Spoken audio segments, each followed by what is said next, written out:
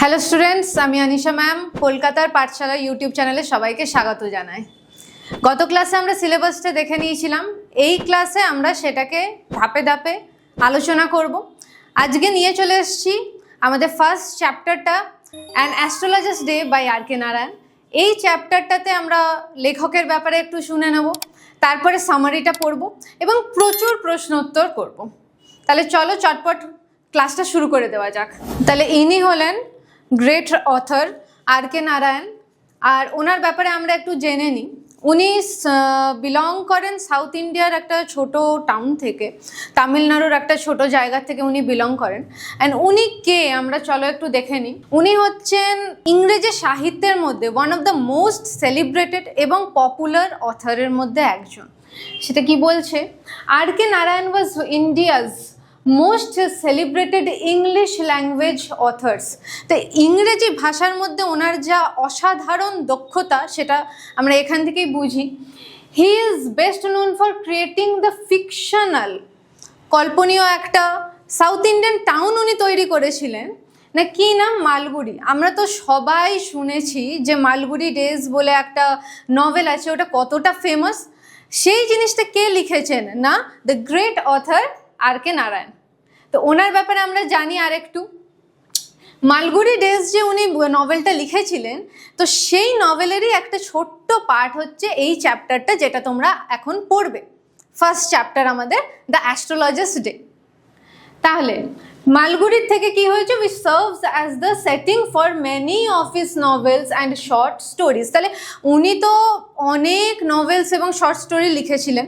তো ওনার যে কাল্পনিক একটা দুনিয়া ছিল বা কাল্পনিক একটা ছোট টাউন উনি ক্রিয়েট করেছিলেন মালগুড়ি নামের, সেই টাউনটা একটা সেটিং ছিল। ওই টাউনটার মধ্যেই উনি ওনার এই গল্পগুলোকে লিখেছিলেন, মানে ওই জায়গাটাকে কেন্দ্র করে উনি গল্পগুলো লিখেছিলেন। সেইটাই মালগুড়ি ডেজ।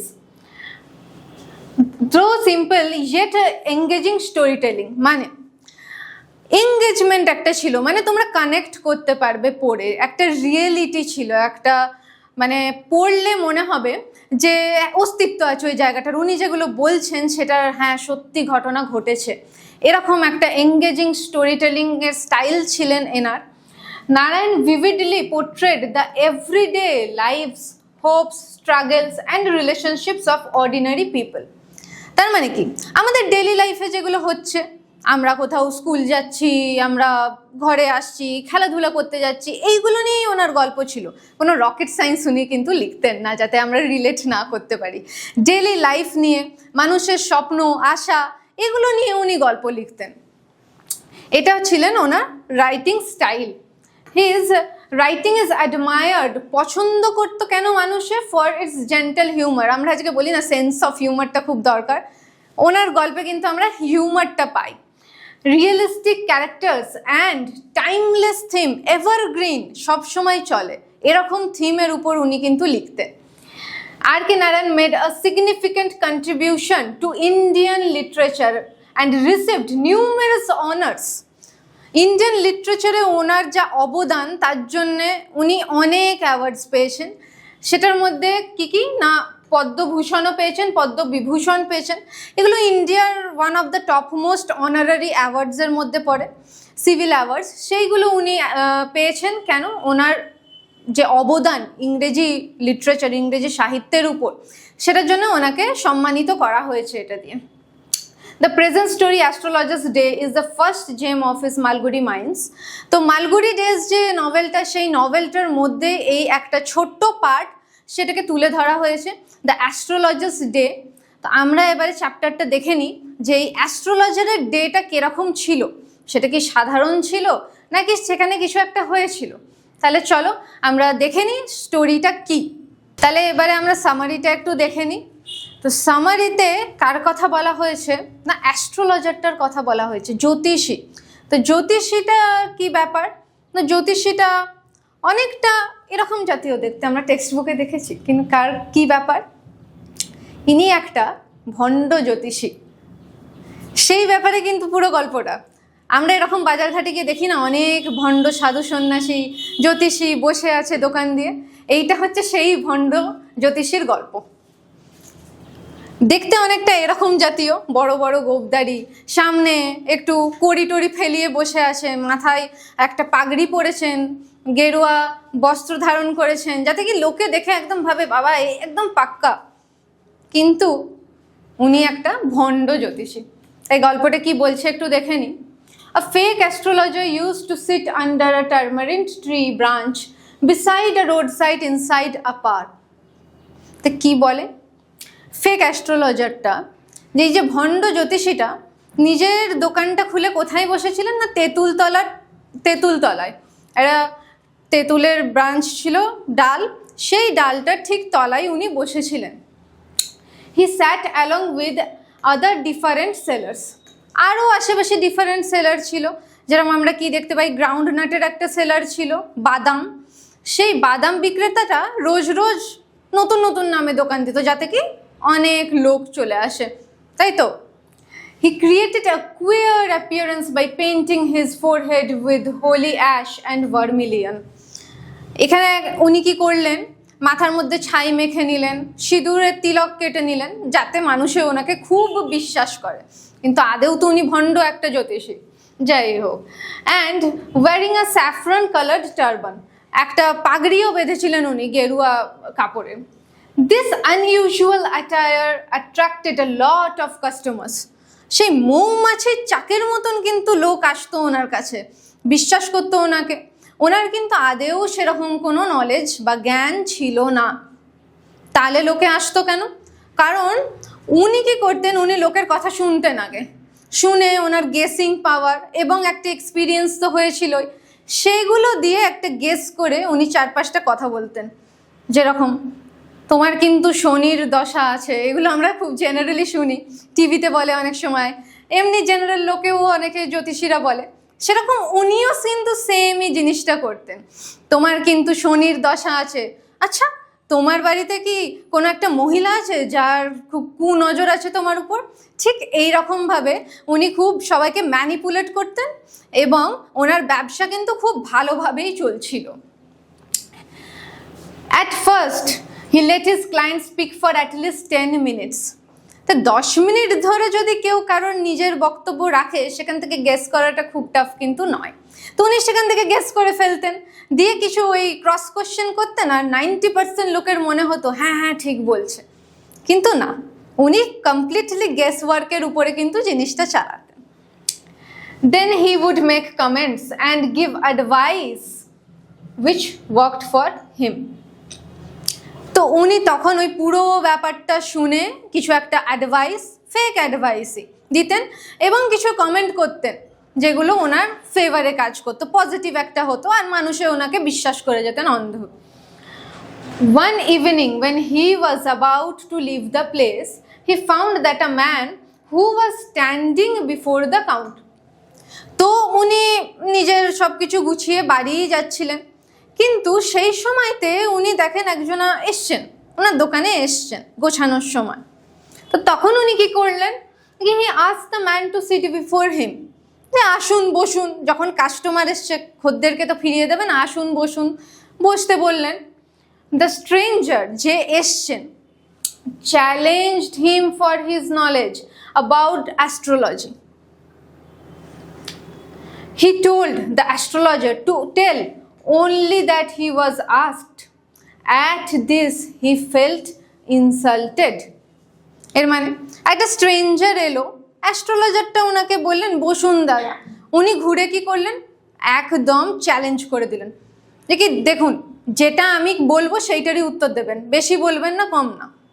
তো সেখানে অ্যাস্ট্রোলজির নলেজ কীরকম তার, সেটাকে চ্যালেঞ্জ করে একটা কোশ্চেন যখন থ্রো হলো, তখন অ্যাস্ট্রোলজারটার বেশ গায়ে লাগলো যে হ্যাঁ এরকম করে কি করে বললো। দিয়ে কি হলো দেখি। He told that he charge 3 पैसे ফর ইচ কোয়েশ্চেন। ওনার তো খদ্দের, উনি ডাইরেক্ট বললেন আমি কিন্তু একটা কোশ্চেনের জন্য 3 পয়সা নিই। তো সে কি করলো, সে 1 আনা দিয়ে দিল, দিয়ে সেম চ্যালেঞ্জটাতে টিকে রইল।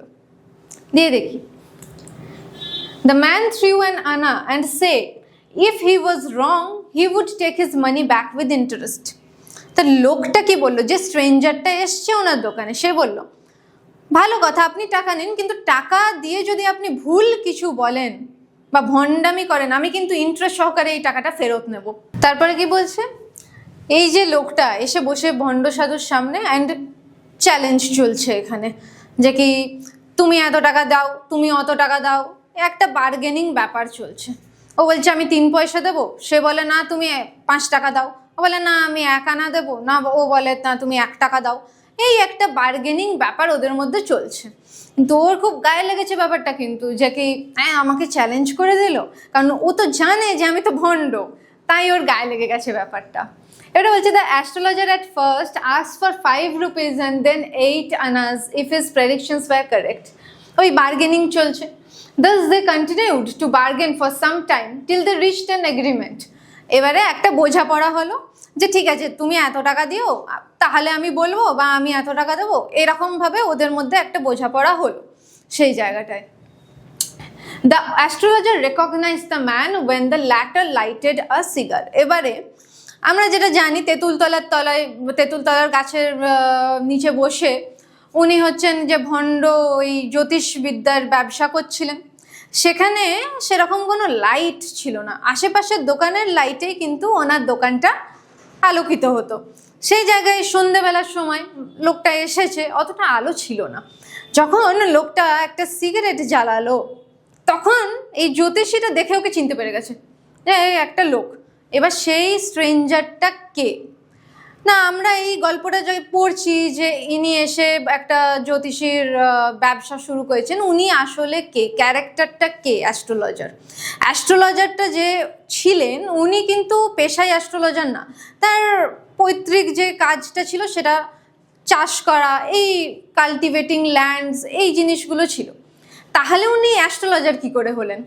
না, যে উনি থাকতেন একটা গ্রামে, সেই গ্রামে একবার উনি ড্রিঙ্ক করে এবং জুয়ার খেলার এইসবের মধ্যে ফেঁসে গিয়ে একটা লোককে অ্যাটেম্পট টু মার্ডার মানে খুন করতে গেছিলেন।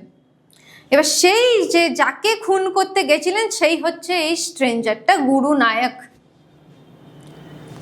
তো গুরু নায়ককে দেখে উনি চিনতে পেরে গেছেন যখনই আলোটা জ্বলে উঠেছে সিগারেট জ্বালাতে গিয়ে। তো উনি কিন্তু তাকে মারতে চেষ্টা করেছিলেন আর্লি ডেজে যখন উনি থাকতেন গ্রামে। এবার ওনার মনে হয়েছিল আমি একটা লোককে মেরে দিয়েছি, তাই জন্যে উনি কিন্তু ওই ঘর বার সমস্ত ছেড়ে দিয়ে এবং যাতে নিজের কেরিয়ারটা ভালো হয় তাই জন্যে অন্য একটা টাউনে এসে এই ভণ্ডামির ব্যবসাটা শুরু করেছিলেন। তখন যখন ওনাকে দেখে চিনতে পেরে যান তখন ওনার একটা স্বস্তি হয়, আরে লোকটাকে আমি মেরে ফেলিনি, লোকটা বেঁচে আছে, ওনার খুব খুশি হয়। আর উনি তো সমস্ত কিছু জানেন। তারপরে দেখেনি কি হলো। He was Guru Nayak and was from the same village. আচ্ছা, he was Guru Nayak and was from the same village and whom he had thought he killed. মানে উনি ভেবেছিলেন আমি তো একে মেরে ফেলেছি, কিন্তু উনি বেঁচে আছেন। He then started saying everything so accurately that the man was astonished. ওই স্ট্রেঞ্জারটা অবাক হয়ে গেল, কি আমার ব্যাপারে এরকমভাবে কি করে বলছেন। উনি ভাবছেন এ একদম অ্যাকচুয়াল লোক আছে, এ একদম ঠিকঠাক কথা বলছে, তা আদেও সেটা না, উনি ভণ্ডই। উনি এই মানুষটাকে গুরু নায়ক যে স্ট্রেঞ্জারের কথা বলা হয়েছে টেক্সটে, ওনাকে আগে থেকেই কিন্তু চেনেন, তাই জন্যই ওনার ব্যাপারে সমস্ত কিছু বলে দিতে পারছে যে তোমার বুকের পাশ দিয়ে ছুরি গেছে, তোমাকে কুয়োতে ফেলে মারার চেষ্টা করা হয়েছে, তারপরে তোমাকে কেউ বাঁচিয়েছিল, এরকম করে সমস্ত কথাবার্তাগুলো বলা শুরু করে দেয়। He told him that the man he was looking for died 4 months ago, run over by a lorry. এবারে উনি তো বুঝতেই পাচ্ছেন যে কি ওকে বলতে বলেছে যে তার ফিউচার কি, ফরচুন কি, সেটা নিয়েই চ্যালেঞ্জটা হয়েছিল।